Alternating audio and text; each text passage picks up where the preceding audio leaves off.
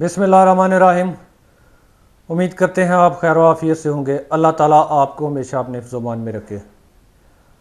आपने अक्सर औक़ात किसी रोड से, किसी सड़क से गुज़रते हुए कुछ छोटे छोटे स्टॉल देखे होंगे, या एक माइक पर या एक स्पीकर पर आपने एक आवाज़ सुनी होगी कि बिल्कुल मुफ्त सिम ले लें या बिल्कुल मुफ्त सिम बंद करवा लें। आपने आते जाते अक्सर इस चीज़ का मुशाहदा किया होगा। इस वीडियो में आज हम आपके साथ डिस्कस करने वाले हैं कि इस तरह रोड पर, सड़क पर बैठे हुए लोगों से सिम लेना या उनसे सिम बंद करवाना, ये आपके लिए कितना ख़तरनाक साबित हो सकता है और आपके लिए ये कितना नुकसानदेह साबित हो सकता है, आप इसका अंदाज़ा भी नहीं कर सकते। आज हम आपको इसके बारे में मुकम्मल तौर पर आगाह करेंगे। लेकिन इससे पहले अगर आप हमारे चैनल पर नए हैं तो हमारे चैनल को सब्सक्राइब ज़रूर कर लें, ताकि इसी तरह की कारआमद और मालूमाती वीडियो आप तक पहुंचती रहे।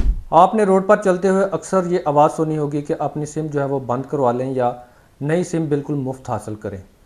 और अक्सर का लोग बड़ी आसानी से इन लोगों का ट्रैप हो जाते हैं, वो इनको शिकार कर लेते हैं और बाद में वो लोग इसकी एक ऐसी कीमत अदा करते हैं जो उन्होंने कभी सोची भी नहीं होगी।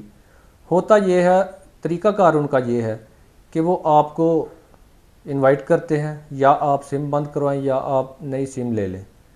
आप अगर नई सिम लेने या बंद करवाने, दोनों में से किसी भी सूरत में उनके पास जाते हैं, वो आपके फिंगरप्रिंट स्कैन करते हैं।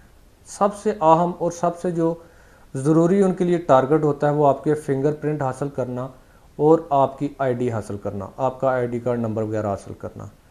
असल उनका मकसद ये है, जो रोड्स के किनारे स्टॉल लगा कर बैठे हुए हैं, कि वो आपका फिंगरप्रिंट और आपकी आईडी कार्ड नंबर जो है वो हासिल कर लें। वो हासिल करने के बाद फिर उसका वो जिस तरह चाहे वो इस्तेमाल कर सकते हैं। आप सिम लेने गए हैं, आपने फिंगरप्रिंट एंटर किया, उनको आईडी कार्ड नंबर दिया, उन्होंने आईडी कार्ड नंबर भी अपना उनके पास जो गैजेट होता है उसमें एंटर कर लिया। उसके बाद वो आपको कहते हैं जी आपका जो आप एक 100 रुपया दे दें, आप 150 रुपया दे दें, इसमें 100 का बैलेंस है, 150 का बैलेंस है, या ये सर्विस चार्जेज़ हैं। आप कहते हैं आप तो कह रहे थे कि सिम फ्री मिलेगी, लेकिन ये सर्विस चार्जेस ये क्या? वो कहते हैं नहीं भाई ये तो आपको देने पड़ेंगे। आप कहते हैं ठीक है मैंने नहीं लेनी सिम। लेकिन यहाँ तक पहुँचने से पहले आप अपने फिंगरप्रिंट और अपना आईडी कार्ड नंबर उनको दे चुके होते हैं।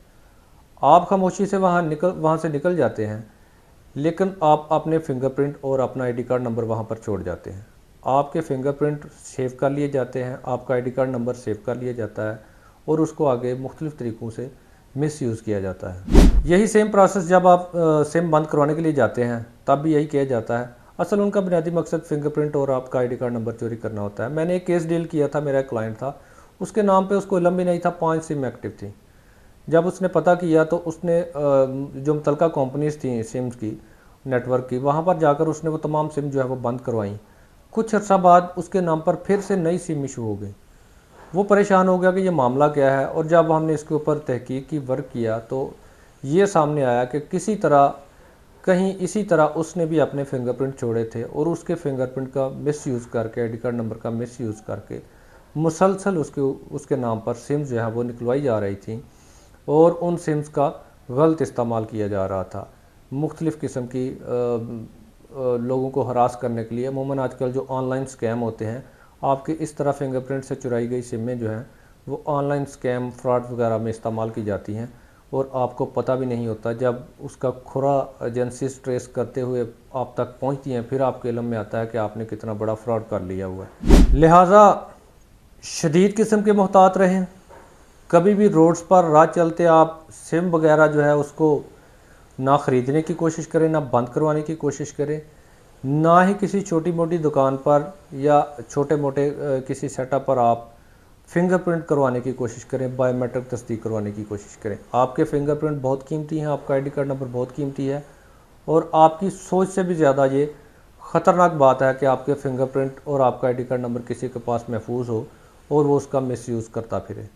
आपकी सिम्स दहशतगर्दी में इस्तेमाल हो सकती हैं, आपकी सिम्स ऑनलाइन स्कैम, फ्रॉड में इस्तेमाल हो सकती हैं, आपकी सिम्स किसी को थ्रेट करने या किसी गलत मकसद के लिए इस्तेमाल हो सकती हैं और उसका खमियाजा आपको ही भुगतना पड़ेगा।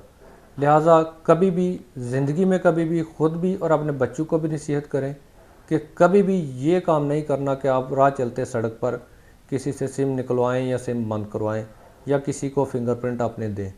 ये आपके फिंगरप्रिंट बहुत अहम है और बहुत कीमती हैं, और सोच समझकर अपने फिंगरप्रिंट जो है वो कहीं पर भी बायोमेट्रिक करवाया करें। एक चीज़ पर वैसे मैं हैरान हूँ, हुकूमत की तरफ से मुतअद्दिद बार ये आगाही मुहिम ज़रूर चलाई जाती है पुलिस की जानब से कि जो रोड पर सड़क पर बैठे लोग सिम्स वगैरह सेल कर रहे हैं या बंद कर रहे हैं, आप इनसे सिम ना ख़रीदें या बंद ना करें।